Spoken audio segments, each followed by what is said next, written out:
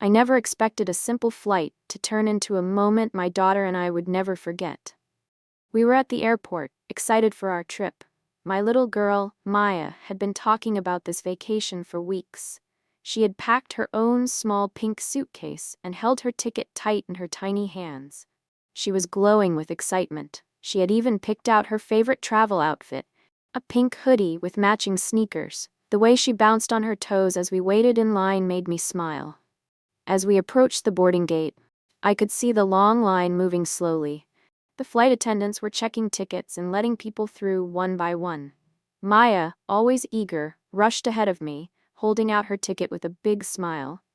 That's when it happened. The flight attendant, a stern-looking woman with short blonde hair, glanced at Maya's ticket and snatched it from her hand. Without even looking at her properly, she ripped it in half. "This isn't real," she said, shaking her head.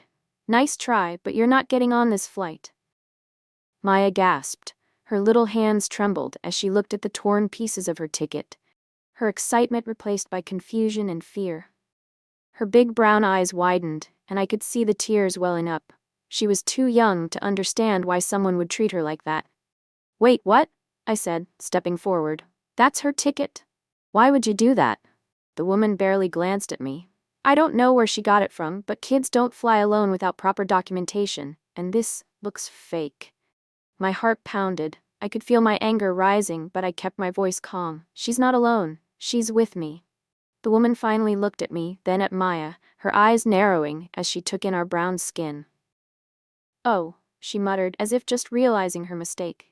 But she didn't apologize. Instead, she sighed and shook her head like we were inconveniencing her. I took a deep breath, trying to keep my emotions in check. "I need to speak to your supervisor." She rolled her eyes. "Sir, I was just following protocol." "No, you weren't," I said firmly. "You looked at my daughter and assumed she didn't belong here. You didn't ask any questions. You just tore up her ticket like she wasn't even a person." By now, people around us had started to pay attention. Whispers spread through the crowd. A few even pulled out their phones.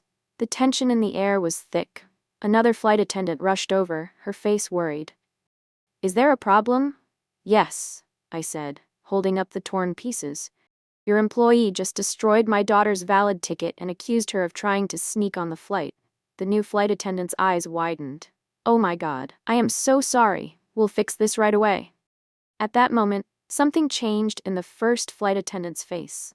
She suddenly seemed nervous, shifting her weight from foot to foot. Maybe it was the crowd, maybe it was the cameras, or maybe it was the realization of who we were, because that's when she heard someone whisper Maya's last name. "Scott." Her eyes darted back to me, her face pale now. "Wait, are you?" I nodded slowly. She swallowed hard.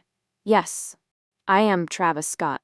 And this little girl, the one you treated like she was invisible, is my daughter."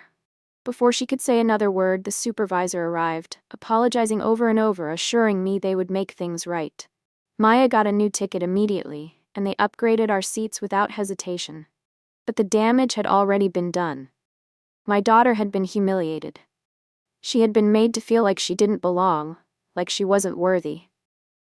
And that feeling? That doesn't just disappear. As we finally settled into our seats, Maya looked up at me, her big brown eyes filled with questions. "Why did she do that, Daddy?" she whispered. I took her hand in mine and squeezed it gently. "Some people judge others before they even know them, baby. But that's their mistake, not ours." She nodded slowly, leaning her head against my arm, and as the plane took off, I made a silent promise to her. She would always know her worth, no matter who tried to make her feel small, because she is my daughter. And she is everything. Maya rested against me as the plane soared into the clouds, and I held her close, knowing that this world could be unfair, but also knowing that I would always fight for her, no matter what. As the flight continued, I thought about what had happened and the deeper implications behind it. It wasn't just about a ticket. It was about how people see us, how they assume things without asking, how they dismiss us without a second thought. It wasn't just an accident, it was a reflection of something bigger. I wanted to tell Maya that the world was always fair, that people would treat her with kindness and respect, but I knew that wasn't always true. Instead, I promised myself that I would teach her how to rise above it. She would grow up knowing her worth. She would learn that her voice mattered, that no one had the right to make her feel less than she was. And as I kissed the top of her head and watched her drift off to sleep, I made another silent vow. One day, people like that flight attendant would have no choice but to see her, because she was going to shine so brightly that they wouldn't be able to ignore her.